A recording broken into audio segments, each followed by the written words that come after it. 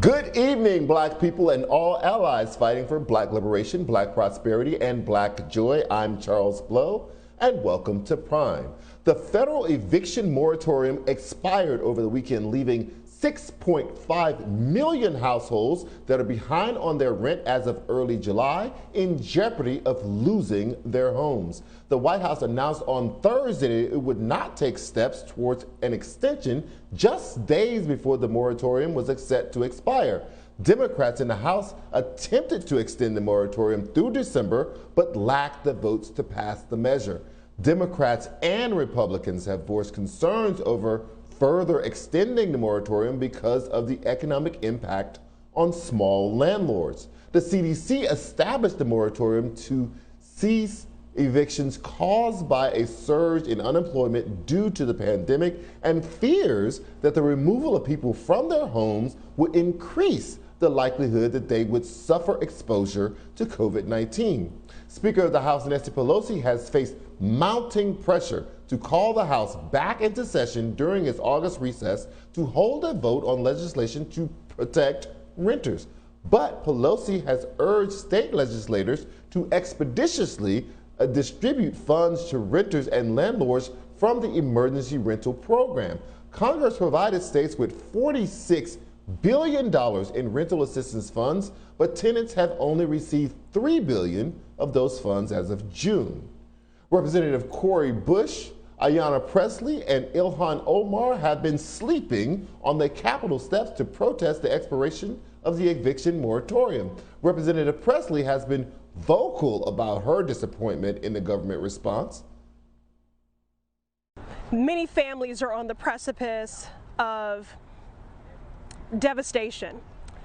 And the fact of the matter is that families are running out of options, but government has many still on the table that have not yet been exhausted. Earlier today, I had the opportunity to speak with Representative Cori Bush about the moratorium and the protests surrounding it. Take a listen to this.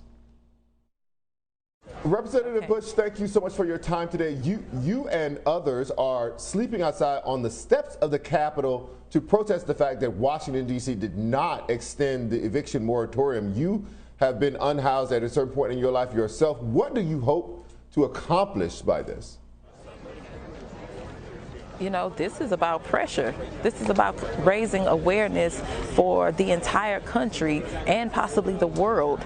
This is about applying that pressure that I know all too well, being someone who came out of the Ferguson uprising. This is what we learned to do. Ferguson taught me well, and I didn't know what else to do once I found out that, my colleagues and I found out that Congress was being recessed to go, and so people were going on vacation when 7 million even up to 11 million people could be unhoused in just one day.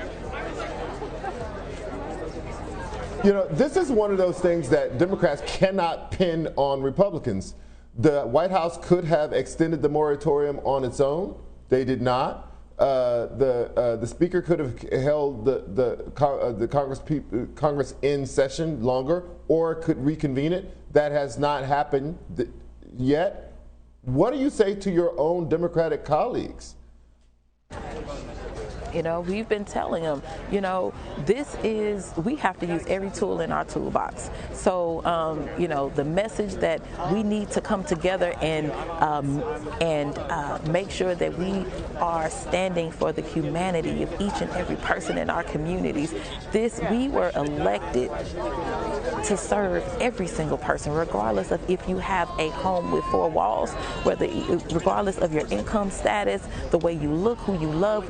We chose to be the servant leader for over 750,000, somewhere around 750,000 people in our districts. So that's what we have to do. And right now, that's not what we're seeing. And so we've been saying, look, if you support the moratorium, come here.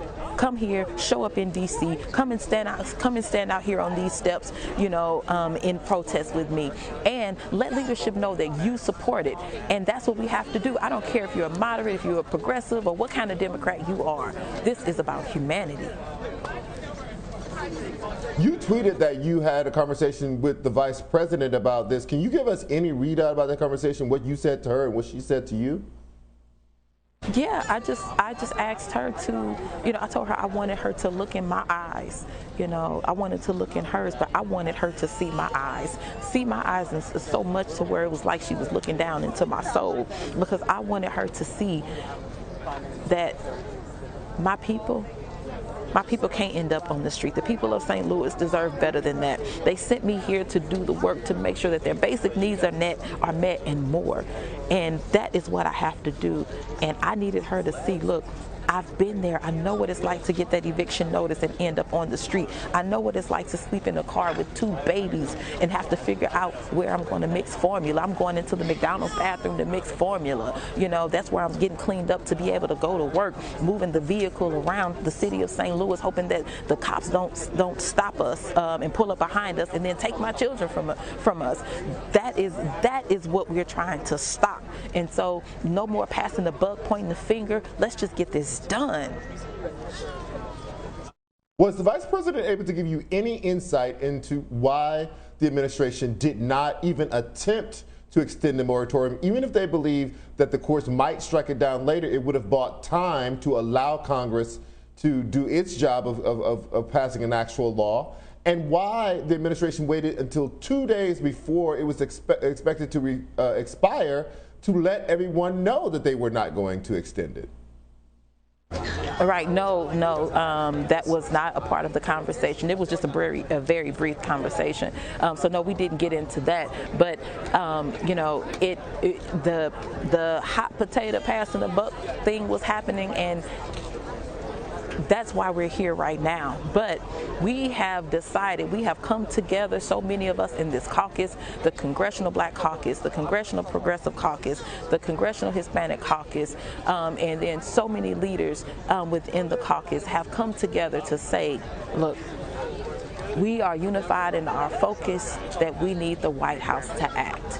And we understand that the White House put out a statement today saying that that they don't really have the legal standing at this moment right now to be able to do that. But we don't have a choice. 7 million people, 11 million people, we can't have them forced out of their homes. And right now, in the midst of a deadly global pandemic that is disproportionately killing Black people in this country, disproportionately killing our communities that are already vulnerable. And we also know that the evictions are first going to hit the Black community. There is no way that we can just sit with this.